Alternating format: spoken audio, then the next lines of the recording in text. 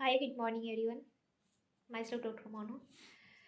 Today we are going to discuss about an important topic that is regarding to the confusions of the student who are coming in their senior classes. You can say like plus one and plus two classes, and what is the plus one and plus two? I will explain in very detail. तो आप देख सकती हैं कि कैसे जो है student बहुत ज़्यादा कंफ्यूज रहते हैं कि हमें कौन सा सब्जेक्ट क्या करना चाहिए। तो आज जो है मैं एक छोटी सी इंपॉर्टेंट बात आपको बताने जा रही हूँ। आज का वीडियो है उन स्टूडेंट के लिए जो 10th क्लास को क्लियर करके और moving to the next class. You can, हमारे हरियाणा में हम इसे प्लस टू प्लस वन बोलते हैं, और ये कहीं 11वीं 12वीं भी बोलते हैं, तो कहीं senior classes senior secondary school भी इन्हें बोला जाता है। तो जैसा भी आप हैं आप समझ जाइए। प्लस वन 10वीं प्लस वन 11वीं। तो 11वीं के अंदर जैसे ही स्टूडेंट आते हैं तो उनके मन में कन्फ्यूजन होता है कि हमें कौन सा सब्जेक्ट लेना चाहिए, कौन सी स्ट्रीम में जाना चाहिए, आर्ट्स में जाना चाहिए, कॉमर्स में जाना चाहिए, या फिर साइंस में जाना चाहिए। तो basis on all these three stream I will tell you some things regarding the syllabus, subjects and whatever I think. मेरी सोच ही बता सकती हूँ, अब आप सब लोगों की सोच तो मुझे पता नहीं है। तो नंबर वन, आज हम डिस्कस करेंगे ओनली सिर्फ आर्ट्स के बारे में, है ना। और नेक्स्ट जो हमारा वीडियो आएगा उसमें हम देखेंगे हमारी कॉमर्स और फिर उसके बाद साइंस के बारे में। तो आज जो है नंबर वन लेते हैं, आर्ट्स वाले स्टूडेंट है या आर्ट्स लेते हैं उनके इससे क्या बेनिफिट हो सकते हैं और वो क्या क्या कर सकते हैं। तो चलो वीडियो को स्टार्ट करते हैं। अगर वीडियो अच्छा लगे तो प्लीज़ लाइक शेयर कमेंट और चैनल को सब्सक्राइब कर देना। इससे हमें सिर्फ मोटिवेशन मिलता है और कुछ नहीं मिलता। जो अंधेरी रात या दिन जैसा भी होता है, आपको कम से कम लाइफ का बहुत इंपॉर्टेंट 5-10 मिनट तो दे रहे हैं। तो सब्सक्राइब कर देना और कुछ नहीं। चलो स्टार्ट करते हैं।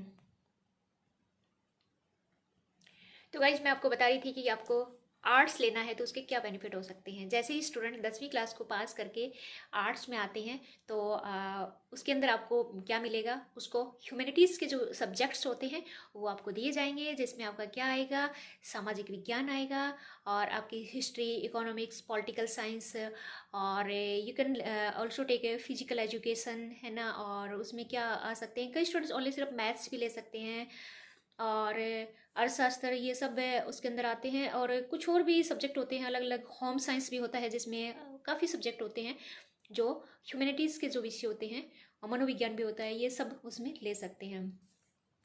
ये सब्जेक्ट लेने के बाद मैं आपको बताती हूँ कि what is the benefit of all this subject. तो इसके अंदर सबसे पहला बेनिफिट ये है कि जैसे ही आप ह्यूमैनिटीज़ के विषय लेते हैं तो इसके अंदर आप जो है, अगर आप you are going to give the exam of UPSC, RPSC और इस तरह के एग्ज़ाम अगर आप देना चाहते हैं किसी स्टेट और जो आपके कंट्री का जो पीसीएस का एग्ज़ाम होता है, उसके अंदर इन सब्जेक्ट का काफ़ी रोल है। इसके बाद आप जैसे ही ग्रेजुएशन करेंगे तो उसमें जो है आपको ज़्यादा प्रॉब्लम नहीं होगा। और ग्रेजुएशन के साथ साथ आप यूपीएससी या आपकी आरएएस वगैरह, जैसे राजस्थान में होता है Rajasthan public service commission, HPSC Haryana public service commission होता है, इसी तरह यूपीपीएससी भी होता है, और झारखंड वगैरह जो भी अलग अलग स्टेट होते हैं उनका होता है। तो उसमें ये जो है आर्ट्स के सब्जेक्ट होते हैं ये बहुत ही इम्पोर्टेंट होते हैं, क्योंकि दूसरे स्ट्रीम से अगर स्टूडेंट वहाँ जाएंगे आईएएस आईपीएस बनने के लिए तो उन्हें फिर से वो आर्ट्स के सब्जेक्ट पढ़ने पड़ते हैं। तो पहला बेनिफिट तो ये हो गया कि आप स्टेट पीसीएस और सेंटर जो आपका कंट्री का पीसीएस होता है, यूपीएससी होता है, उस एग्ज़ाम के लिए इन जो है सब्जेक्ट को आप ऑब्टेन कर सकते हैं, ले सकते हैं। सेकंड इनका जो है बेनिफिट ये होता है कि आप चाहते हैं कि जैसे पटवारी का या कोई नॉर्मल एग्ज़ाम देना चाहते हैं तो उसके लिए भी आप टीचर्स बनना चाहते हैं, आप बीएड करना चाहते हैं आगे जाके, तो आप इसी 11वीं क्लास में ही आप सोच लीजिए कि मुझे क्या करना है, मुझे डॉक्टर बनना है, मुझे टीचर बनना है, या फिर मुझे क्या करना है, पीसीएस में जाना है। तो इस बेस पे जो है आप यहाँ से अपने दिमाग को क्लियर करके, मेरा मेल भी यहाँ पे दिया हुआ होगा, आप मुझसे भी कांटेक्ट कर सकते हैं, या फिर किसी आपका जो सीनियर बॉस आपको लगे उससे कांटेक्ट करके आप 11वीं क्लास में ही फाइनल कर लीजिए। और अगर 11वीं नहीं तो एक साल आप कंफ्यूज रहेंगे तो 12वीं में तो ज़रूर फाइनल कर लीजिए कि मुझे किस स्ट्रीम में जाना है।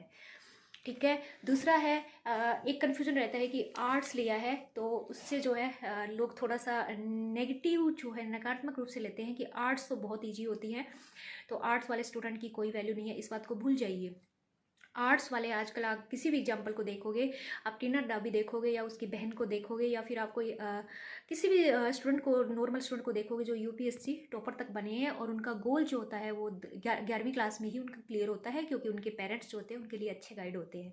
हम जैसे लोग जो गाँव से निकलते हैं हमारे कोई गाइड नहीं होते हैं और हम अपनी मेहनत के बल पर जैसा पाते हैं, और वो भी बहुत कुछ होता है। तो आप लोगों को गाइड मिल रहा है यूट्यूब के थ्रू से, और मैं एक एज ए गाइड के रूप में आप सब लोगों की हमेशा सहायता करूँगी।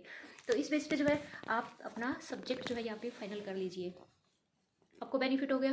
दूसरा, आर्ट्स जो आप लेंगे, तीसरी बात और बता रही हूँ, तीसरा अगर आप आर्ट्स लेंगे तो आगे आपका होता है कि हमें जैसे कोई प्रोफेसर बनना है यूनिवर्सिटी में, तो आर्ट्स के सब्जेक्ट के अंदर जैसे ही आपका नेट या आप पीएचडी करना चाहेंगे तो आपके लिए काफ़ी इजी होगा, क्योंकि सब्जेक्ट काफ़ी जो ज़्यादा टफ नहीं होते। किसी का गेम्स में इंटरेस्ट होता है तो physical education is the best subject, और आप जो है गेम्स के टीचर भी बन सकते हैं, साथ में खेल भी सकते हैं। किसी का किसी दूसरी चीज़ में इंटरेस्ट होता है, जैसे वो होता है कि किसी का किसी भी चीज़ में इंटरेस्ट होता है, साइड में कुछ किसी को राइटिंग का इंटरेस्ट है, लेखक बनना चाहता है, तो आर्ट्स वाले सब्जेक्ट काफ़ी, उसमें मैथ्स काम नहीं आएगा, तो उसके लिए भी आपका आर्ट्स जो है काफ़ी बेनिफिशियल होता है। नेता बनना चाहते हैं तो उसके लिए भी बहुत बेनिफिशियल होता है, क्योंकि आर्ट्स के सब्जेक्ट के अंदर नेता लोगों को बहुत कम ऐसे ही मार्क्स मिल जाते हैं, मतलब पास तो हो ही जाते हैं, और उनको क्या चाहिए, तो उसके लिए ये नहीं है कि मैथ के सवाल सही नहीं निकाला तो तू फेल हो जाएगा, और जितना आप लिखेंगे उसके अंदर वो होगा। और दूसरा, अगर आप ये कर रहे हैं 11वीं के अंदर आपने ले लिया, तो आप जैसे ही ग्रेजुएशन में आते हैं तो किसी भी आपका जो आपका टीचर होता है या एक्सपर्ट होता है, प्लीज़ क्वेश्चन को लिखना जरूर सीखिए। मैं क्वेश्चन को लिखने की शायद कोई वीडियो डाल रखा है, नहीं डाला, या आप मुझसे कॉन्टैक्ट कर सकते हैं कि राइटिंग प्ले विटल रूल जो है in your examination and in your selection of the subject selection of the your life, तो राइटिंग जो होता है वो कैसे लिखना है, आप कितना पढ़ते हैं, आप क्या पढ़ते हैं, that is some other point, and how you write it, how you present everything in your examination, that is the most important part of your life, तो उसको आपको ध्यान में रखना है। और आर्ट के बारे में कोई कन्फ्यूज हो तो आप मुझे पूछ लेना, वीडियो ज़्यादा लंबा हो जाएगा, इसलिए मैं ज़्यादा जो है समय नहीं लेते हुए वीडियो को जो है यहीं पे स्टॉप करती हूँ और इसे विराम देती हूँ। इसी के साथ फिर से एक बार बोल रही हूँ कि अगर आपका फिर से कोई कन्फ्यूजन हो आर्ट को लेके, आर्ट्स के जो सब्जेक्ट होते हैं, आर्ट को हिंदी में हम कला बोलते हैं, कला विज्ञान के जो सब्जेक्ट होते हैं या कला शास्त्र के जो सब्जेक्ट होते हैं, और ठीक है, मिलते हैं हमारे नेक्स्ट वीडियो में। तब तक के लिए जय हिंद, बाय बाय। वंस अगेन एक बार फिर से आपको रिक्वेस्ट कर रही हूँ कि वैसे तो कोविड चला गया है, पर be safe, stay at home और डिस्टेंस बनाए रखिए, मास्क का यूज़ कीजिए, क्योंकि अभी दिखाई दे रहा है कि फिर से जो है लापरवाही बढ़ती जा रही है, that is not beneficial for all of us. Next video में हम देखेंगे कि कॉमर्स के जो सब्जेक्ट लेते हैं, जो बीकॉम करते हैं, या वो जो है उनके क्या बेनिफिट है, उस स्ट्रीम वाले लोग कहाँ जा सकते हैं, कैसे होते हैं। आर्ट्स का इतना ही बेनिफिट नहीं है, क्योंकि वीडियो काफ़ी लंबा हो रहा है, इसके बहुत बेनिफिट है, तो मैंने मेन जो पॉइंट आपको यहाँ बताए हैं। ओके बाय, टेक केयर, मिलते हैं हमारे नेक्स्ट वीडियो में, तब तक के लिए जय हिंद, और हंसते रहिए, खेलते रहिए, मुस्कुराते रहिए। अपनी हेल्थ पे एक बार फिर बोल रही हूँ कि प्लीज़ ध्यान दीजिए और मास्क को यूज़ कीजिए। मैं घर पे हूँ इसलिए मैंने मास्क नहीं लगा रखा, कभी ये कहीं की वीडियो बना रही हूँ मास्क नहीं है ना, बहुत सारे ले रखे हैं मैंने ऑलरेडी, मेरे पीछे लगे हुए हैं, देख सकते हैं। तो बाय बाय, टेक केयर।